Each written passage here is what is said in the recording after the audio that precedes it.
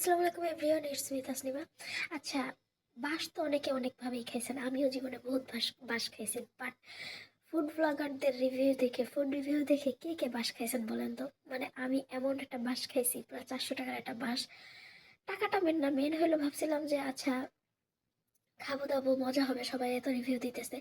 তো দক্ষিণা কিচেনটা খিলগাঁওতে, আর আমি খিলগাঁওতে ছোট থেকেই বড়। তো ভাবছি আচ্ছা তাহলে ওখানে যাই এটা টেস্ট করেই আসি। তো ওখানে যাই মাটন লেগ রোস্ট আর খিচুড়িটা নিছি, যেটা সবচেয়ে ভাইরাল ওদের আর সবচেয়ে বলে মজা, সবাই বলছে।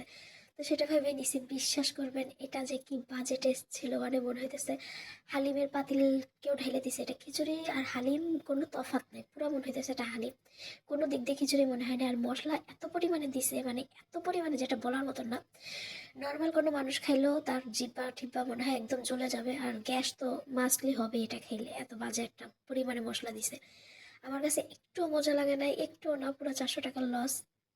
আর সাথে কাবলি পোলাও নিয়েছিলাম, সেটা পরিমাণটা ঠিক আছে, গোশটা 4 পিস দিছিল, ওকে ঠিক আছে। এটা টাকা হিসাবে, বাজেট হিসাবে এটা ঠিক লাগছে, বাট খিচুড়িটা পুরা লস, পুরা লস ভাই। আর কোনো দিন কারো রিভিউ দেখে কোথাও যাব না।